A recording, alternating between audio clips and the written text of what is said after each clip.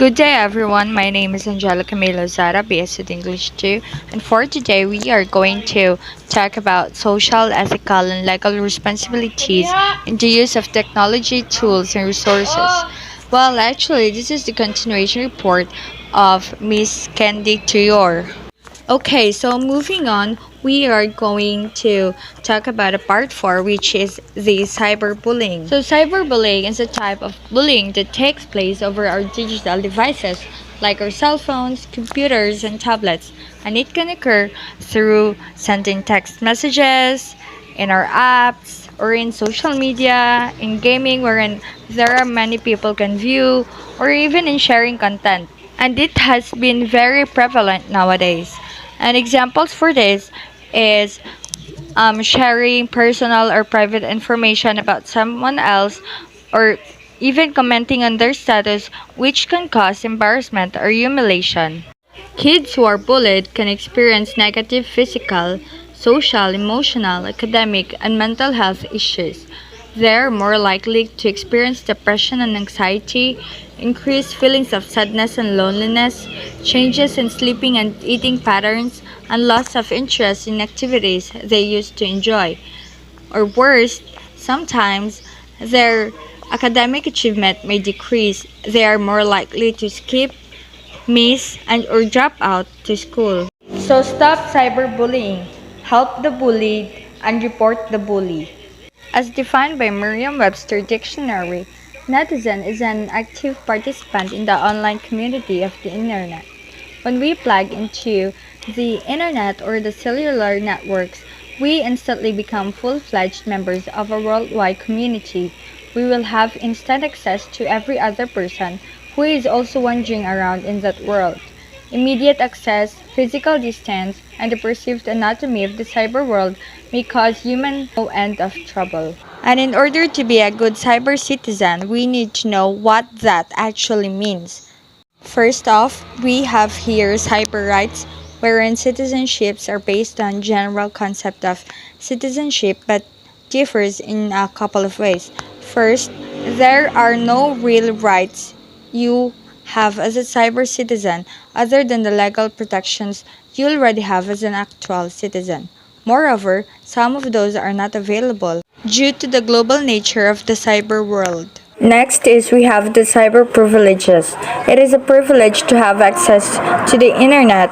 It is a privilege to have the technology that allows us to access to the internet and cellular networks. Another thing is about the cyber responsibilities, wherein it is the heart of your cyber citizenship. To be responsible, we need to be informed about the cyber world.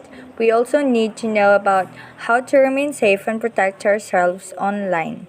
We also have here cyber stalking, wherein there has been threatening, harassing, or intimidating someone that has happened over the internet. Next is the cybercrime, wherein the examples are copyright infringement, plagiarism, profiting from others' creative efforts or products, bullying and harassment, child pornography, internet stalking, and identity theft. Next is the cyber identity, wherein each computer or device that accesses the internet or cellular network has a unique IP address that can be used to identify that device and potentially the users of that device. We also have here cyber footprinting, wherein every time we go online or transmit anything over a cellular network, we leave a trace of that activity. Consider that something like putting your shoe prints in a wet cement that dries into a permanent trail. Next up is the cyber property, wherein anything that is posted online automatically becomes the copyright protected product of the creator. Lastly, we have relational aggression, like insensitive comments, rude and awkward remarks, or attempts at playful humor. So, the inability to read the nonverbal cues when making or receiving playfully insulting or sarcastic remarks can result in misunderstanding about the real intent of the remarks or the reaction of the recipient. So, moving on into part 5, we have here netiquette, wherein it is a short term for Internet etiquette. So just like the etiquette, it is a code of polite behavior in the society, but it just happens on the internet, or having a code of good behavior over the internet. Okay, so actually there is no official list of etiquette rules or guidelines. The general idea is just to respect others online. But here are some examples to follow for good etiquette. We have here: avoid posting inflammatory or offensive comments online, respecting others' privacy by not sharing personal information, never spam others by sending large amounts of unsolicited email, show good sportsmanship when playing online games, don't troll people in web forums or websites comments by repeatedly nagging or annoying them.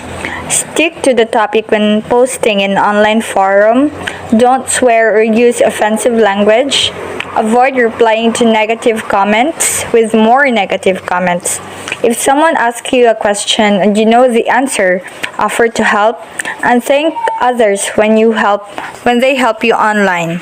So the internet provides a sense of anonymity, since you often do not see or hear the people with whom you are communicating online. But that is not an excuse for having poor manners or posting incendiary comments. While some other users may feel like they can hide behind their keyboard or smartphone when posting online, the fact is that they are still the ones publishing the content. Remember, if you post offensive remarks online and the veil of the anonymity is lifted, you will have to answer the comments you made. In summary, good etiquette benefits you and others on the internet. Posting a positive comment rather than a negative one just might make someone stay. Go on to our last topic, which is about the educational sites and portals. Educational websites can include websites that have games, videos, or topic-related resources that act as a tools to enhance learning and supplement classroom teaching. These websites help make the process of learning entertaining and attractive to the student, especially in today's age. While there are many advantages of such websites, we also need to be aware of the negatives.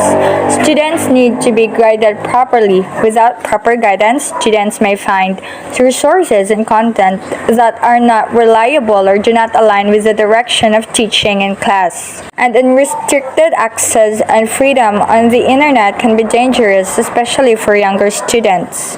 We have here an examples of sites and portals that you can use for really helpful documents. You have Course Heroes, Scriptday, we have Prezi, and many more.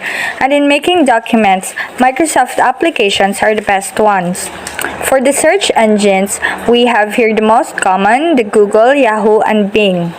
We also have here applications or sites that might help you in your projects and online discussions. We have the Google Classroom for you to have class, Canva for your projects, Gmail wherein you can send emails, YouTube for you to find videos related for the class. We have here Google Drive and Dropbox wherein you can store all your files. We also have here Grammarly for your grammar. We have Merriam-Webster for your dictionary. We have Audible, Photomath, edX, and many more. So that ends our discussion for today. I hope you guys learn a thing or two.